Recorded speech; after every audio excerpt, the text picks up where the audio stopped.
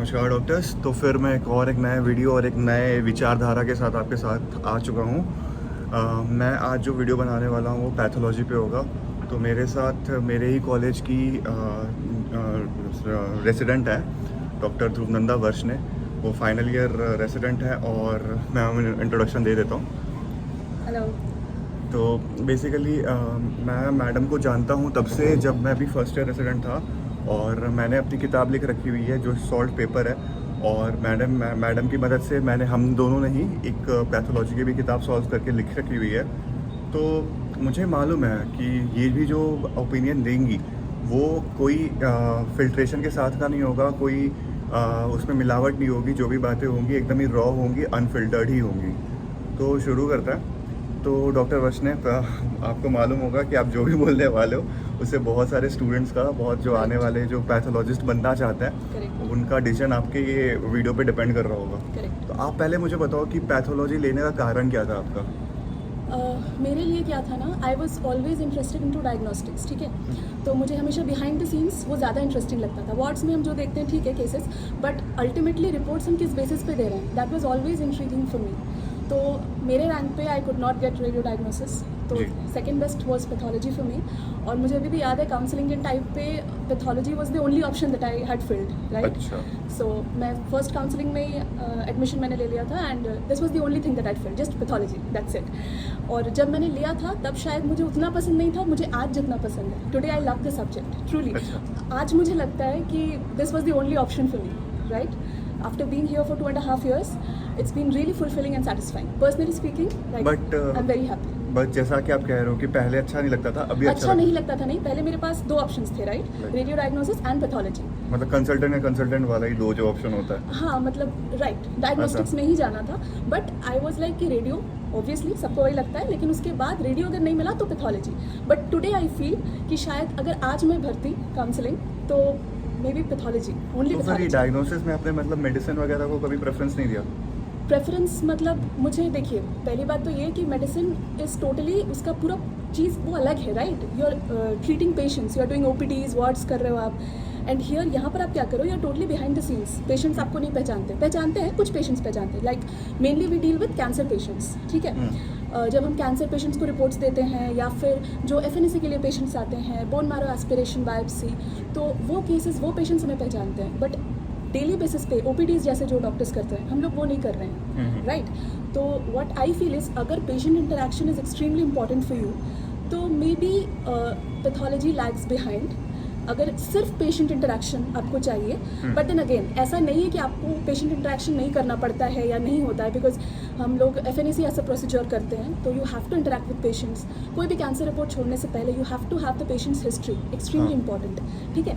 हो सकता है आपको पेशेंट से वैलिडेशन नहीं मिले, बट देन आपको अपने कलीग्स, को डॉक्टर्स, उनसे बहुत ज़्यादा वैलिडेशन मिलती है। Like right now I am in touch with like every department, ठीक है, medicine, surgery, urology, gastroenterology, orthopaedics, everyone.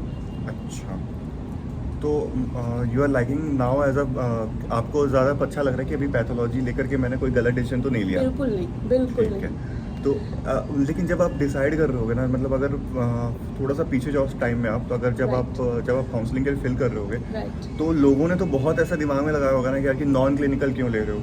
Right, actually लोगों मतलब मेनली मेरे रिलेटिव्स आप बोल सकते हो, जो नॉन मेडिको फ्रेंड्स हैं, क्योंकि उनको थोड़ी कम समझ है इस बारे में, ठीक है। मेडिकोज में भी क्या होता है ना, अंडर ग्रेजुएट में हम पैथोलॉजी में थियोरेटिकल हमें पता होता है, बट एक्चुअल काम क्या होता है वो एक्सपोजर हमें नहीं मिलता है। तो व्हेन वी कम हियर, अभी रेसिडेंसी में आने से पहले मुझे नहीं पता था क्या करते हैं। रेसिडेंसी में आने के बाद मुझे पता चला ना पैथो में क्या क्या करना होता है। सिर्फ थियोरेटिकल या रॉबिन्स तो इम्पॉर्टेंट है ही, लेकिन सिर्फ theoretical knowledge is very very different from what we do as a pathologist in a day to day life. जैसे एग्जाम्पल क्या है, जैसे पैथोलॉजी में there are various branches, sub branches.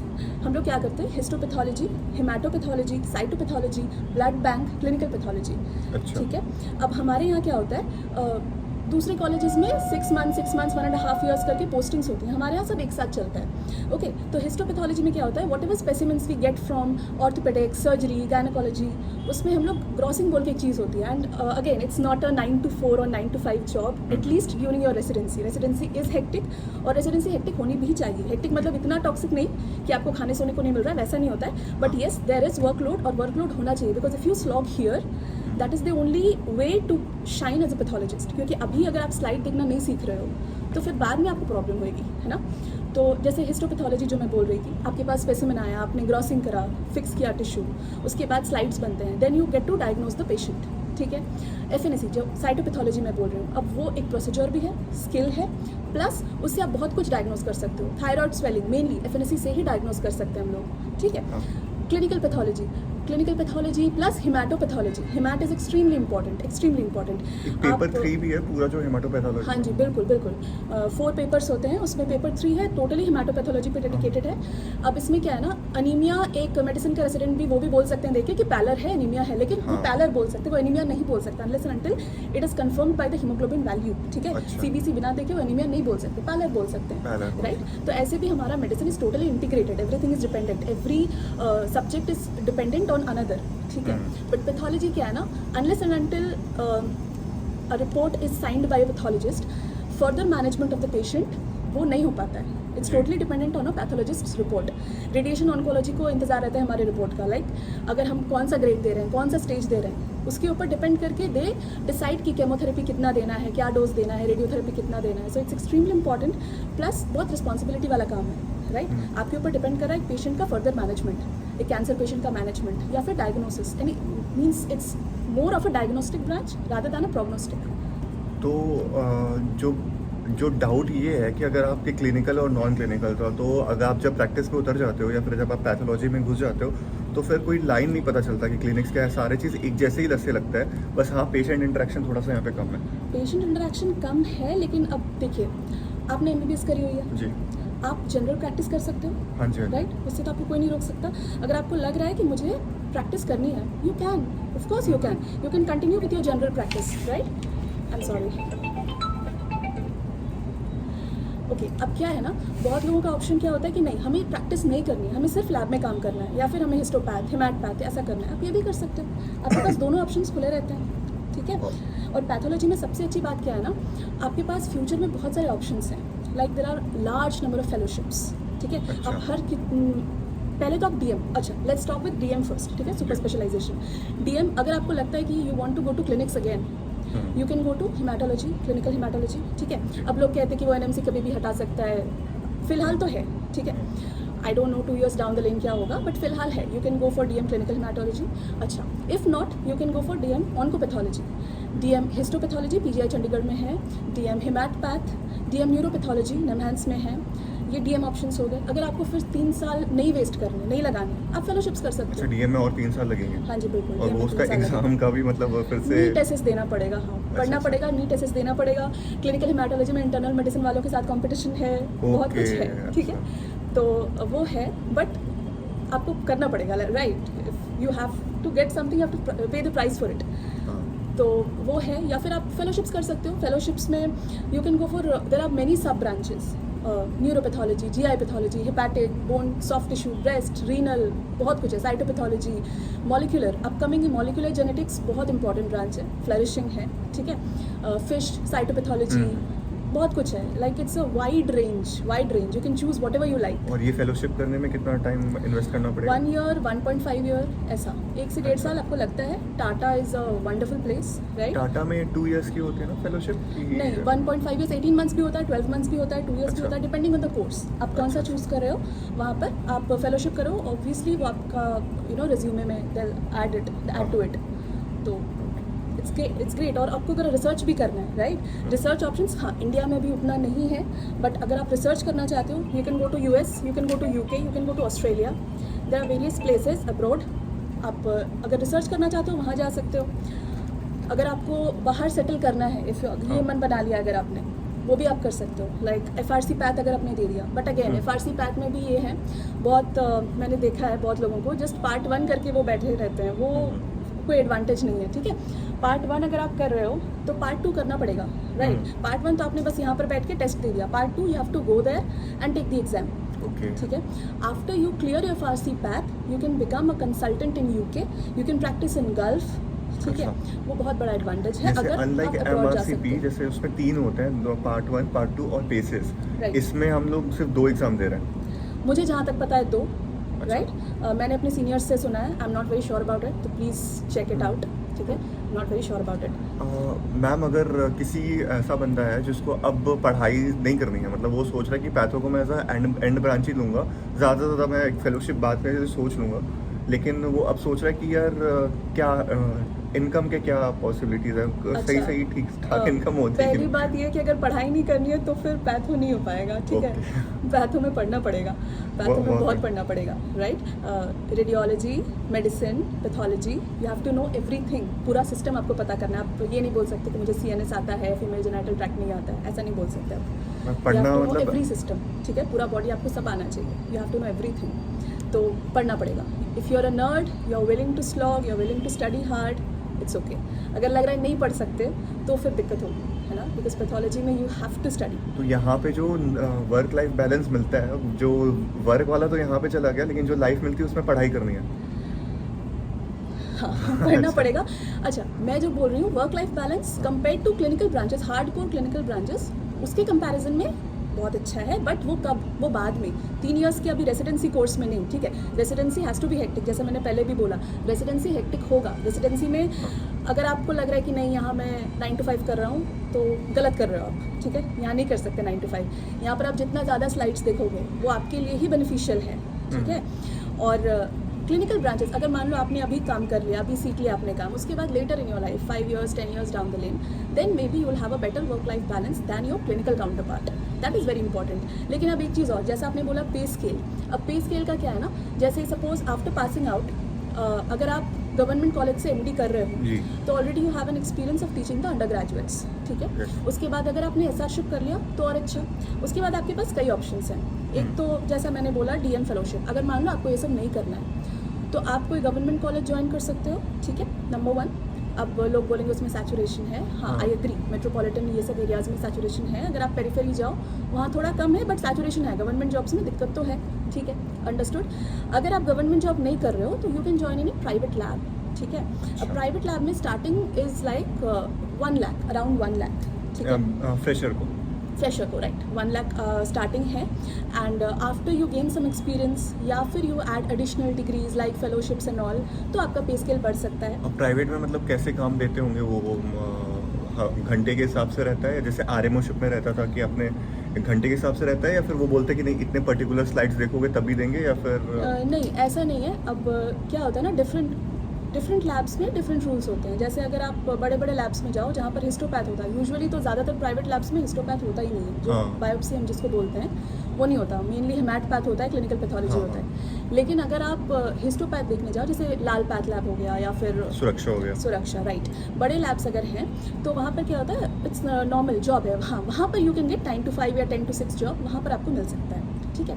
तो वो लैब्स में आप वैसे ही 10 to 6 जॉब कर रहे हो, you get 1 lakh per month. अब उसमें आप क्या कर रहे हो, एक्सपीरियंस गेन कर रहे हो, राइट। एक्सपीरियंस के बाद आपका पे बढ़ सकता है, या फिर अगर आपने जैसे मैंने बोला फेलोशिप्स कर लो उसके बाद पे बढ़ सकता है। एंड एक डाउट और है, जैसे कि रेडियोलॉजी में क्या होता है कि वहाँ पर अभी नए नए रूल्स आ रहे हैं, अभी वेस्ट बंगाल में तो अभी तक नहीं है, लेकिन वो आ जाने वाला है कि आप ज़्यादा से ज़्यादा 2 लैब्स के साथ ही टाई अप कर सकते हो, राइट, ठीक है, अपने एक रजिस्ट्रेशन नंबर के आधार पे। तो क्या पैथोलॉजी में भी ऐसा कोई रूल है? ऐसा रूल अभी तक मैंने तो नहीं सुना है, बट पर्सनली मैंने अपने सीनियर से जितना सुना है, दो लैब्स भी ना काफ़ी हेक्टिक हो जाता है, राइट। अच्छा। बिकॉज लैब्स वो आपको उतना फ्लेक्सिबल वर्किंग आवर्स प्रोवाइड नहीं करते, क्यों करेंगे वो, है ना।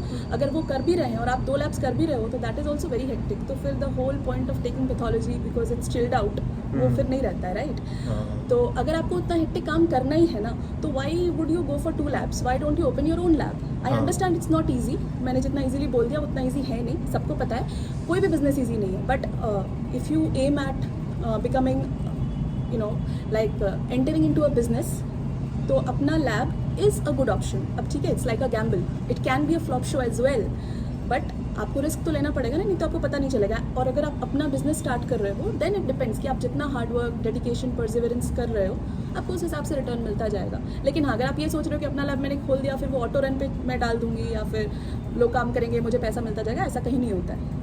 तो you have to work hard, you have to work very hard. जैसे कि अभी मैं थोड़ा सा मैं ऑफ बीट जा रहा हूँ, लोग जो सुन रहे हैं तो उनके मन में ये वाला क्वेश्चन आना भी चाहिए, क्योंकि मैं तो देखता हूँ मार्केट में तो होता क्या है कि अभी लोग पॉलीक्लिनिक्स पे ज़्यादा बिलीव करते हैं। Correct. पॉलीक्लिनिक्स से साथ ही साथ में पैथोलॉजी लैब का एसोसिएशन है।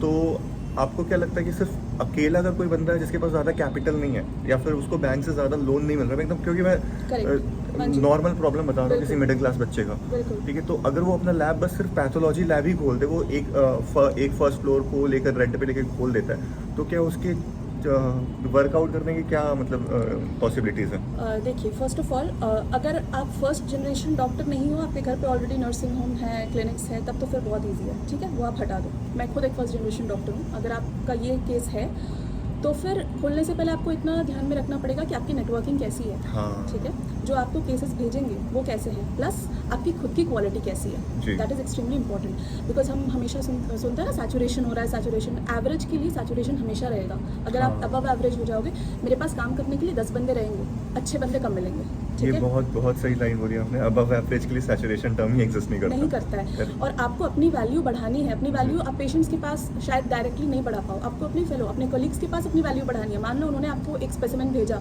उन्होंने जितना पूछा उससे ज़्यादा आपने बताया, अंडर ठीक है? Promise over deliver. Right.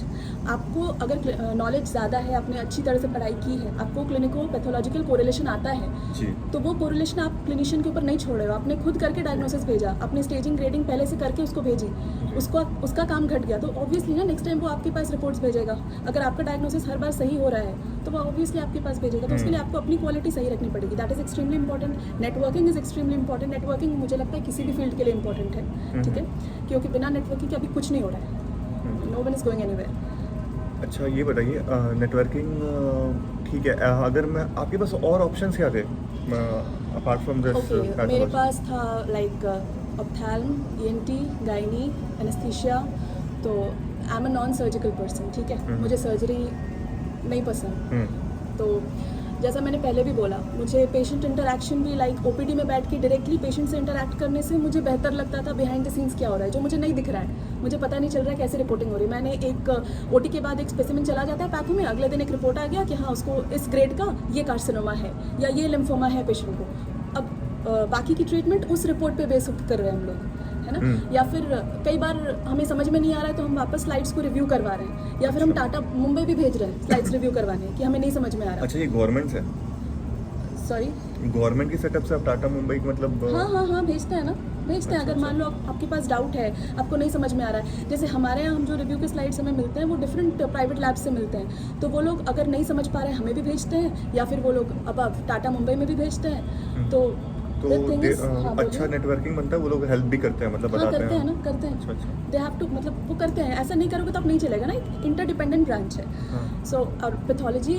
Always excited me because you know आपके डिसीजन पे एक पेशेंट का ट्रीटमेंट डिपेंड कर रहा है। It's a very big thing and inside the microscope it's a totally different world out there, ठीक है। तो इट्स एक्सट्रीमली इंटरेस्टिंग। आप जो बर्किट्स लिम्फोमा में स्टारिस का appearance you get to see it, right. Non Hodgkin's lymphoma it's amazing, right. उसके बाद फिर I have heard of cases from my senior consultants that there was a case जहाँ पे at times it becomes very difficult to differentiate between a granuloma, जिसको हम लोग tuberculosis बोलते हैं, and a malignancy। कभी कभी होता है ऐसा, ठीक है। तो there was a case कि एक patient was misdiagnosed as malignancy, और ये जो एक्सपर्ट थे, कंसल्टेंट थे, and he said that no, I need a minute, I need to review it again, I need to re-diagnose, and finally the patient he said that नहीं, ये granuloma ही है, आप granuloma का ट्रीटमेंट करो, TB का treatment करो। बहुत apprehensions थे, लेकिन उसके बाद उन्होंने वही करा और patient miraculously survived, right. So imagine the patient party and everyone was so thankful. So ऐसा होता है and it's very fulfilling, right. और अगर आपको लग रहा है पेशेंट इंटरेक्शन नहीं है, ऐसा नहीं है, you get to interact with patients. हाँ, OPD की जितना नहीं होता है, इट्स ट्रू, बिकॉज मेनली हमारे पास वो कैंसर वाले केसेस आते हैं, बट पेशेंट इंटरेक्शन होता है। और मुझे ये ऐसा लग भी रहा है ना, जैसे जैसे सोशल मीडिया का ज़माना बढ़ रहा है और जिस हिसाब से एआई आ चुका है, मैं एआई वाले क्वेश्चन पे भी आऊँगा। ओके। बट मैं देखता हूँ कि जो पेशेंट्स भी हैं आजकल वो बहुत इंटेलिजेंट होते हुए आ रहे हैं। उन्हें भी पहले के ज़माने में लोग होता था कि जब मैं कल डॉक्टर संपत से भी बात कर रहा था तो उन्होंने बोला कि एनेस्थीसिया को कोई नहीं पहचानता है कि कौन से डॉक्टर है। लेकिन अभी ऐसा नहीं है, अगर आप किसी को बोलोगे कि आप एनेस्थीसिया के डॉक्टर तो वो पहचानते हैं, पैथोलॉजिस्ट का भी लोग मतलब जानते हैं और उन्हें ये भी मालूम है कि आप क्या काम कर रहे हैं। तो और आने वाले कुछ दिनों में लोग और भी ज़्यादा नॉलेजेबल हो जाएंगे और हमें अप्रिशिएट भी करेंगे। I completely agree. मैंने तो अभी 2.5 years रेसिडेंसी में मैंने जो देखा है, I have seen lots of patients, रोज़ पेशेंट्स आते हाँ। हैं and they you know, thank तो मैं नहीं बोलूँगी बिकॉज हाँ। रिपोर्ट्स हम जो देते हैं तो, बट देन येस, वो हमसे पूछते हैं कि कैसा रिपोर्ट है, ठीक है, ख़राब है, you know, breaking a bad news to a patient party, it's difficult. तो अब पेशेंट इंटरेक्शन है, बहुत ज़्यादा है, people are very much aware, ठीक है, एंड दे अंडरस्टैंड। ऐसा नहीं होता पहले की तरह कि नहीं वो टेक्नीशियन है, उसको नहीं आता है, जो जिसके गले में स्टेथो है वही डॉक्टर है, वो नहीं है, वो मिथ है। अभी ऐसा कुछ नहीं हो रहा है, ठीक है। हाँ, अब आपके रिलेटिव्स को अगर नहीं पता, उनको कन्विंस करना थोड़ा डिफिकल्ट है, but I think now people are getting अच्छा, ये अवेयर। आपने मतलब क्लिनिक्स नहीं लिया, मैं हाँ मानता जी। हूँ चलो कि इंटरेस्ट नहीं होगा, लेकिन आप सपोज आपको MSc ENT भी मिल रही थी, ये तो अगर आपने ENT लिया होता तो उसमें आपको थोड़ा बहुत पेशेंट इंटरेक्शन भी मिल जाता, डायग्नोसिस भी बनाने को भी मिल जाता, वर्क लाइफ बैलेंस भी हो जाता। तो फिर आपने बस क्लिनिक्स नहीं करना था इसलिए आपने ENT नहीं लिया? हाँ, मुझे सर्जरी नहीं पसंद है, I am not a surgery person, ठीक है। तो long hours in the OT, यहाँ फिर भी हमें ग्रॉसिंग करना ही पड़ता है खड़े होके, सेम चीज़ है। लेकिन वही जो मैंने बोला ना, long hours standing in the OT, वो शायद मुझे उतना सेटिस्फैक्शन नहीं दे रहा है, ठीक है। ट्रीटिंग अ पेशेंट, ये तो पर्सनल पर्सपेक्टिव है, मुझे लगता है कि मुझे डायग्नोसिस करके ज़्यादा मज़ा आता है, right. A patient comes to me, he doesn't know anything, a clinician sends a patient and finally I am happy to help, I'm happy to diagnose a case, you know, many a times a complex case, a rare case, it's amazing. So for me it gives me an adrenaline rush, right, diagnosing it. Future prospectives तो आपने अच्छे से बता ही दिए कि कहाँ कहाँ हम लोग DM कर सकते हैं, क्या हम लोग फेलोशिप ले सकते हैं, और ऑफ कोर्स जितना हम लोग स्किल्स अपनी बढ़ाएंगे तो उतना हमारा इनकम जनरेटिंग कैपेसिटी भी बढ़ेगी। Correct. Tier 2 सिटीज़ में क्या है, मतलब Tier 2 सिटीज़ में जहाँ पे इतना ज़्यादा फेलोशिप की डिमांड नहीं है, जस्ट कोई वहाँ पे जनरल पैथोलॉजिस्ट ही पहुँच जाए, ठीक है, तो फिर वहाँ पर आपको आइडिया है क्या कि वहाँ पे कितना इनकम बढ़ सकता है? 1 से 1 लाख तो बेसिक होना ही चाहिए, आई गेस। 1 लाख जो मैंने बोला वो मेट्रो सिटीज़ के लिए Metro है, ठीक है, cities जहाँ में। पर सो कॉल्ड सैचुरेशन बहुत ज़्यादा है। जी। जैसे अभी मैं कोलकाता में हूँ, तो कोलकाता में 1 लाख, मेरी सीनियर हैं, उन्होंने एक लैब ज्वाइन करा है, तो उनको अभी 1 लाख मिल रहा है, राइट, जस्ट अ फ्रेशर। तो अगर आप पेरीफेरी में जा रहे हो तो ऑब्वियसली वहाँ पर डिमांड ज़्यादा है, वहाँ पर आपको ज़्यादा इनकम मिलेगी। और आई have seen people earning like starting from 1, बोलना नहीं चाहिए, शायद ज़्यादा हो जाएगा, but 3 to 4 it can go, अगर आप पेरीफेरी में जाने को तैयार हो, अगर आप ज़्यादा काम करने को तैयार हो। If you work more, you earn more, that's it, right. और there is also always a possibility to open your own lab, It's always there, it's उसके बाद तो always फिर there. बढ़ेगा ही।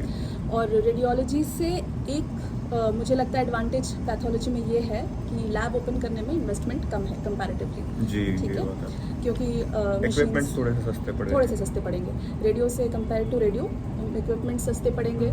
प्लस यहाँ पर हमारा जो ट्रेनिंग पीरियड होता है ना, वहाँ पर आप सिर्फ स्लाइड्स देखना नहीं सीखते हो, वहाँ पर आप सब सीखते हो। जैसे मैं अपना बता रही हूँ, हमें सब आता है, राइट, स्टेनिंग करना, या फिर किस तरह एक स्लाइड प्रिपेयर होता है, स्टेन किस तरह प्रिपेयर होता है, आप स्टेन कैसे करते हो, वो आपको सब आता है। तो आना भी चाहिए, राइट, बिकॉज आप पूरा किसी के ऊपर छोड़ नहीं सकते, you have to supervise, you have to be involved. अगर आप अपना लैब खोल रहे हो तो please please please be thorough with every procedure, it's very very important. आप किसी के ऊपर पूरा नहीं छोड़ सकते हो।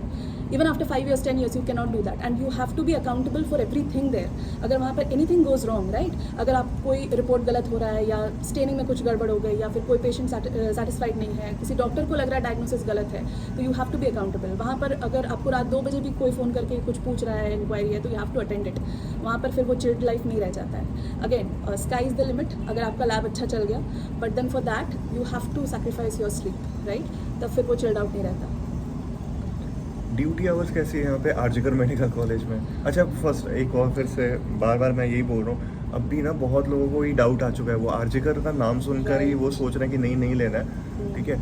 तो मैं आपसे पहले ही बोल दे रहा हूँ कि आपको जो भी ओपिनियन देना है आप एकदम ऑनेस्ट ओपिनियन दोगे। यहाँ पे अगर मेरे पास गीता होती तो भी मैं इनके हाथों में रखवा लेता और कसम ले लेता, ठीक है, लेकिन आप प्लीज़ आप सही ओपिनियन दो, क्योंकि लोग जानना चाहते हैं कि एक्चुअली हमें यहाँ पे रेसिडेंसी कैसी है। चलो इंस्टीट्यूट के नाम पे नहीं जाते, डिपार्टमेंट कैसा है आप वो बताइए अच्छे से। ओके हाँ, जो ऐसा आपने बोला अभी, इंस्टीट्यूट के नाम पे सच में नहीं जाना चाहिए। अगर आप कहीं भी जा रहे हो ना, डिपार्टमेंट वाइज आपको पता करना होगा, ठीक है। वहाँ के जो एग्जिस्टिंग पीजीज़ हैं उनसे आप पता करो। जैसे मेरे डिपार्टमेंट के बारे में मैं ये बोल सकती हूँ, like I am really blessed to be here. ज़्यादा लग रहा होगा किसी को, बट ये सही है, राइट। टॉक्सिसिटी मैंने कभी फेस नहीं करी। मैंने क्या, मेरे किसी बैचमेट, सीनियर्स, जूनियर्स, मैंने पहले भी जब रिव्यू लिया था डिपार्टमेंट का, very lovely working environment, no toxicity at all, and everyone is helpful, right. और इनफैक्ट एकेडमिक्स हमारे यहाँ मुझे तो काफ़ी अच्छा है, काफ़ी अच्छा। मैं क्या बोलूँ अब, like we have seminars, journal clubs, slide seminar, everything going on in a week. Maybe we have 3 programmes. अभी तो काफ़ी डिस्टर्ब हो गया है, तो not talking about right now, but अभी ये सब के पहले every week we use to have 1 seminar, 1 slide seminar and 1 journal club every week, right. So everything is important as per NMC curriculum. आप देख लीजिएगा, वहाँ पर भी लिखा हुआ है। जैसे जर्नल क्लब क्या है ना, आपको आर्टिकल्स इसके बारे में अपडेट रखता है, तो this becomes important. Slide seminar you get to see different various slides, ठीक है। और सेमिनार जो होता है वो आपको एकेडमिक्स के लिए बहुत इंपॉर्टेंट है, इट हेल्प्स अ लॉट। अब अगर आप एकेडमिक्स की बात करो ना, किसी भी डिपार्टमेंट में आप कहीं भी चले जाओ, स्पून फीडिंग नहीं होता है। MSMD के स्टेज में no one spoon feeds you have to read yourself. After that अगर आपको कोई डाउट होता है, you can reach out to any faculty, any teacher, and they will be more than happy to help. तो यहाँ पर भी वही है, and everyone is cooperative, and जैसा मैंने बोला, बहुत अच्छा वर्क कल्चर है। तो आर्जिकर इंस्टीट्यूशन के नाम पे आई don't no about different departments, but my department, like, I'm very happy here. जैसे टॉक्सिसिटी मैंने पहले भी बोल के रखा हुआ है, hard toxicity, Right, soft right, toxicity. तो ऐसा है क्या कि मतलब जो सीनियर्स हैं वो आपकी हेल्प इसलिए कर रहे हैं कि काम ही इतना ज़्यादा है, अब उनके पास और कोई ऑप्शन ही नहीं है, अब आपको ही काम देना पड़ेगा, इसलिए कर रहे हैं, या फिर वो उन अच्छे से ही कर रहे हैं, वो आप नहीं भी पूछ रहे हो तो भी आपको सिखाने को मतलब वो मन से कर रहे हैं? देखिए, अब जैसा आपने बोला, टॉक्सिसिटी हार्ड एंड सॉफ्ट दोनों होता है, करेक्ट। वर्कलोड ज़्यादा है। इनफैक्ट आर्जिकर Workload मैंने ज़्यादा है। इसलिए भी लिया था क्योंकि यहाँ वर्कलोड ज़्यादा है, right. It was my preference. मेरे 2 प्रेफरेंसेस थे। एक तो ये मेरे घर से पास है, it's a very lame decision हो सकता है लोगों को लगे, हाँ, बट मेरे लिए इंपॉर्टेंट था। एंड सेकेंडली यहाँ पर वर्कलोड बहुत ज़्यादा है, क्योंकि यहाँ पर सर्जरी काफ़ी ज़्यादा होती है, सर्जरी, गायनी एंड ऑल, तो वर्कलोड बहुत ज़्यादा है। सिंस वर्कलोड ज़्यादा है तो काम ज़्यादा है, ऑब्वियसली बहुत ज़्यादा काम है। लेकिन अब क्या है ना, अब सीनियर्स आपको जिस भी रीज़न से सिखा रहे हैं, सिखा तो रहे हैं, पहली बात। और हर सीनियर, अब वो तो पर्सनालिटी सबकी अलग होती है ना, कोई आपको फ्रेंडली वे में सिखा रहा है, कोई ज़बरदस्ती सिखा रहा है, बट सिखा तो रहा है, तो इट्स ओके। और ऐसा कुछ नहीं है, रैगिंग एंड ऑल, टॉक्सिसिटी मेरे डिपार्टमेंट में ऐसा मैंने देखा नहीं है। और कंपेयर टू अदर स्टेट्स मुझे लगता है बंगाल में टॉक्सिसिटी थोड़ा कम है, आई फील। सीनियर जूनियर्स थोड़ा सही है यहाँ पर relation, compare to like Gujarat and all, मतलब वहाँ की तरह नहीं है यहाँ। तो coming to the most important question, MD versus DNB, और यहाँ पे भी डिप्लोमा का चक्कर है। हाँ है। तो एक बार तीनों चीज़ों के बारे में बताइए अपना व्यू। ओके, डिप्लोमा जो है ना, डिप्लोमा आई डोंट थिंक वो that will be of much help, ठीक है। पैथोलॉजी जैसा सब्जेक्ट इट्स वेरी वास्ट, तो डिप्लोमा बहुत ज़्यादा हेल्प करेगा आपकी, मुझे नहीं लगता। Because when you are entering pathology, you have to study, you have to be a nerd, you have to have good infrastructure, बहुत इंपॉर्टेंट है। जब आप MD वर्सेस DNB के बारे में बोल रहे हो, infrastructure is extremely important. DNB आप जहाँ भी ले रहे हो, पहले तो देखो वहाँ वर्कलोड कैसा है, केस लोड कैसा है, are you seeing a variety of cases, like here I have seen a good variety of cases, right. अगर आप DNB ऐसे इंस्टीट्यूट में ले रहे हो जहाँ पर आपको ज़्यादा केस देखने को नहीं मिल रहे हैं, तो it's a minus point, number 1। Secondly, infrastructure कैसा है। पैथोलॉजी में इंफ्रास्ट्रक्चर इज़ इंपॉर्टेंट, क्योंकि यहाँ पर बहुत सारे टेक्निक्स हैं, इम्यूनोहिस्टोकेमिस्ट्री है, फ्लो साइटोमेट्री है, मॉलिकुलर जेनेटिक्स है। तो just see that whether your institution has all these और नॉट, ठीक है। अगर नहीं भी है तो भी, because today we have everything online, right, most of the things are online, digital slides available हैं, बहुत कुछ आप ऑनलाइन कर सकते हो, फिर भी ठीक है। End of course MD versus DNB में एक चीज़ तो रहता है कि जैसे MD आप एग्जाम होम सेंटर में दे रहे हो, people know you, your faculty, your teachers know you, so that can be both an advantage and a disadvantage. हमारे केस में it's good, like all our faculties are good, number 1। अगर आप DNB ले रहे हो तो वहाँ पर आपको पढ़ने के लिए भी टाइम नहीं देते हैं, राइट। एग्जाम से पहले छुट्टी वुट्टी वो सब नहीं मिलती है शायद। MD में हाँ, वो उनका तो एक फिक्स लीव रहता है, DNB वालों का एक फिक्स लीव रहता है, और बहुत ही वो कॉर्पोरेट की तरह ही ट्रीट करते हैं, आपको लीव नहीं देते एग्जाम के पहले। तो ये तो एक एज तो ऑलवेज MD वालों के पास है। और पासिंग रेट, चूँकि पैथो में ज़्यादा पढ़ना पड़ता है, तो पासिंग रेट ऑब्वियसली डीएनबी में थोड़ा सा कम है कंपेयर टू एमडी, लेकिन आई वुड लाइक टू से one thing, I have got many seniors who have cleared the DNB in one go, ठीक है, मतलब एमडी देने के बाद उन्होंने एमडी करी और DNB in one go they have cleared. तो मतलब एमडी में भी उन्होंने अच्छे से पढ़ाई करी है ना, तभी उन्होंने डीएनबी दिया। I have seniors who have cleared their DM in clinical haematology, oncopath both. अच्छा मैम, आपने एक बात बोली कि मतलब यहाँ पे आपने वैराइटीज़ ऑफ केसेस देखे हैं बिकॉज यहाँ पे केसेस ज़्यादा आते हैं। करेक्ट। लेकिन ये भी तो हो सकता है ना एक ड्रॉबैक कि आप किसी अगर गवर्नमेंट कॉलेज में ले रहे हैं तो यहाँ पे इंस्ट्रूमेंट्स थोड़े पुराने हैं, ठीक है, हाँ, लेकिन बिल्कुल। जो डीएनबी ले रहा है प्राइवेट के प्रीमियम इंस्टीट्यूट से अगर किसी ने उठा लिया तो उसको इंस्ट्रूमेंट भी एकदम नए नए वाले मिल रहे हैं और वो ज़्यादा अच्छे से केसेस को डायग्नोज कर पा रहा है, कम टाइम में डायग्नोज कर पा रहा है। हो सकता है, हो सकता है, बट इवेंचुअली आपको क्या देखना है ना कि आप अपनी एक्सपर्टीज़ कैसे डेवलप कर रहे हो, दैट इज़ इंपॉर्टेंट। अगर मान लो आपको अच्छे इंस्ट्रूमेंट्स मिल रहे हैं, आपको ज़रूरी तो नहीं है ना कि अगर आप मान लो अगर आपका एम है कि मुझे डीएनबी करके बाहर जाना है, ब्रॉड ही जाना है, या फिर मुझे अच्छे प्राइवेट इंस्टीट्यूट्स में ही जाना है, टाटा एंड ऑल में ही जाना है, तो फाइन। और अगर आप श्योरिटी तो नहीं है ना लाइफ में आप कब क्या करोगे। यहाँ पर क्या है, मुझे जो लगता है कि इंस्ट्रूमेंट्स वैसे कुछ खास पुराने हमारे यहाँ मुझे नहीं लगता है, because you no government setups में इतना बुरा भी हाल नहीं है। आई अंडरस्टैंड पेरीफेरीज में शायद है, बहुत ज़्यादा है, आई डोंट नो, बट हमारे यहाँ we get to learn, we have like good microscopes and everything, तो ज़्यादा कुछ प्रॉब्लम मुझे अभी तक आई हैव नॉट फेल्ट। आप कोई डीएनबी का कोई फ्रेंड हो या फिर किसी का रेफरेंस लेके बता सकते हो कि वहाँ पर डीएनबी उतना अच्छा नहीं था या फिर वहाँ पे ये चीज़ें अच्छी थी, कुछ तो एक कोई रेफरेंस?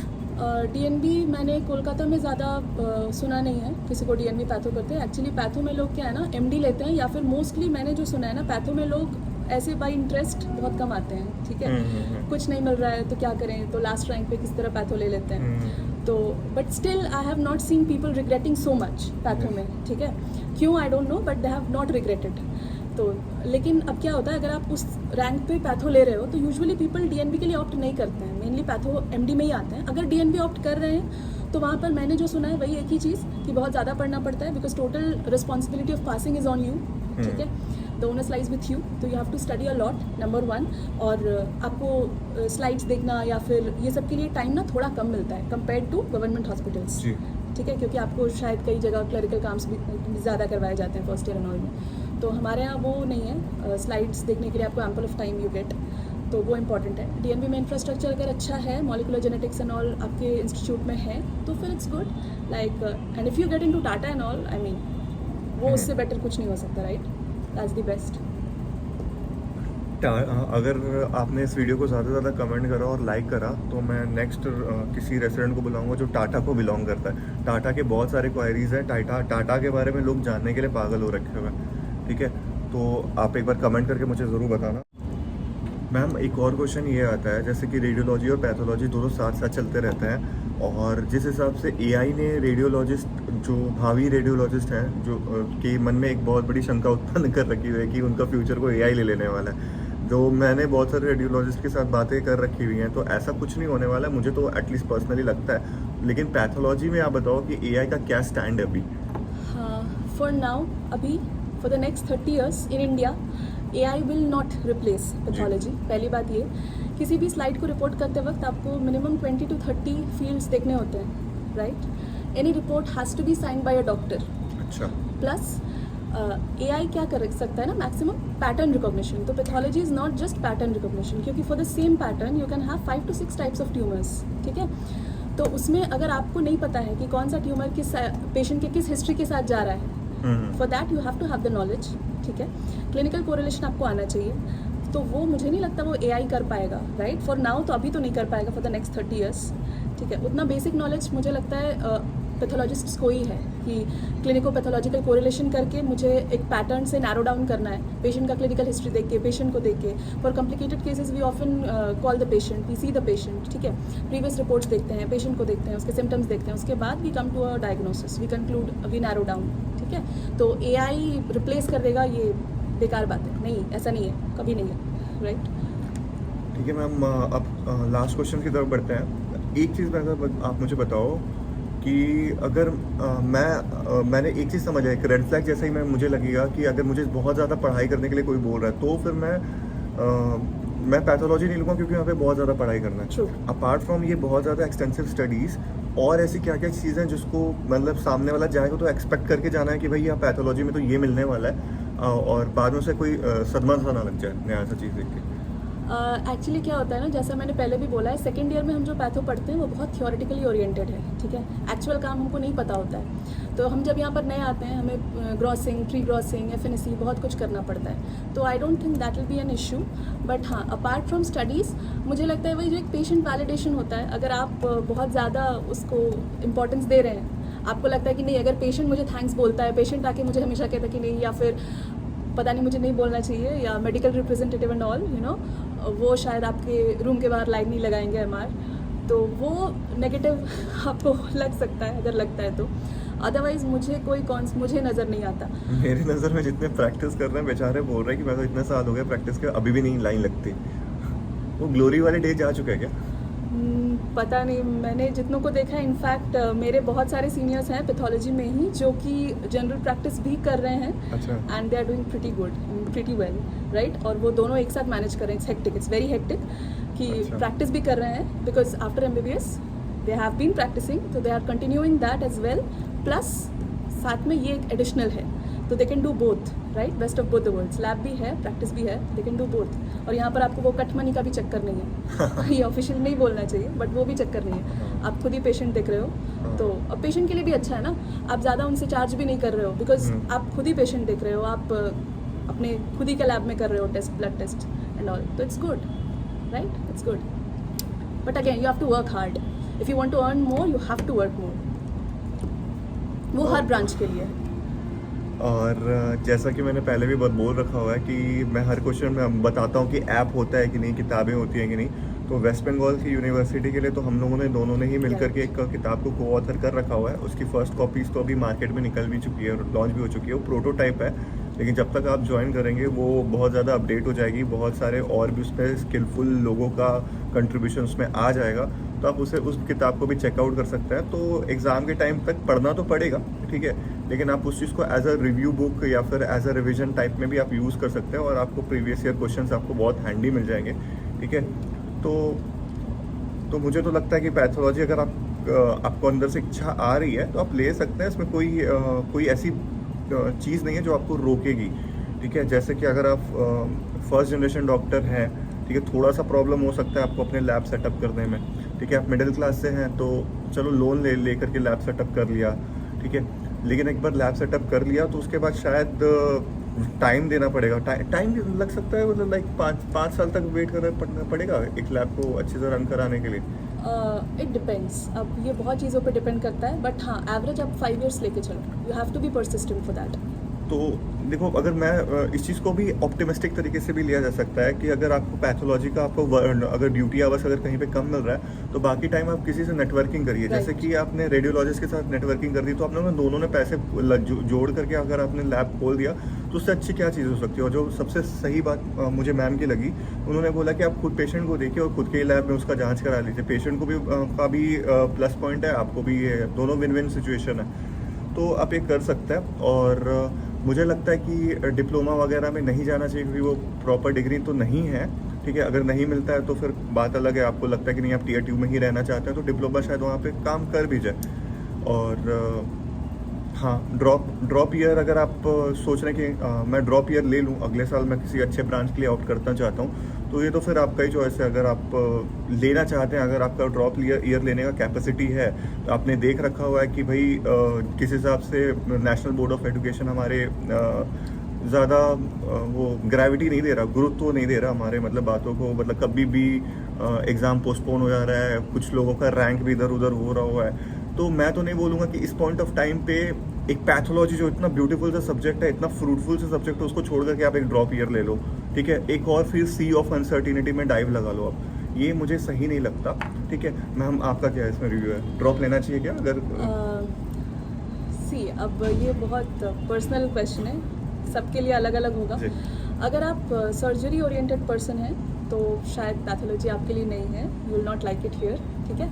लेकिन अगर आपको मेडिसिन पसंद है, इसका मतलब आपको पढ़ना पसंद है, तो you can shine here, right, because patient देखने का ऑप्शन हमेशा रहता है। ऐसा अगेन आई वुड से कि हमारे यहाँ क्या होता है ना कि जिनके पास कोई डिग्री नहीं है वो भी पेशेंट्स देखते हैं विलेजेस एंड ऑल में, right, they are also doing pretty well right there. तो आप तो कर ही सकते हैं। हाँ। अगर आप थोड़ा सा भी मेडिसिन की तरफ इंक्लाइंड हो तो you can absolutely take pathology any day, और तो पैथोलॉजी में मैंने देखा भी है कि हर साल रैंक मतलब पहले ही क्लोज होने लगा है, Right. तो मतलब डिमांड तो है भाई मार्केट में, तो अगर आपको मिल रहा है तो यार लकी है ना, जस्ट ग्रैब इट।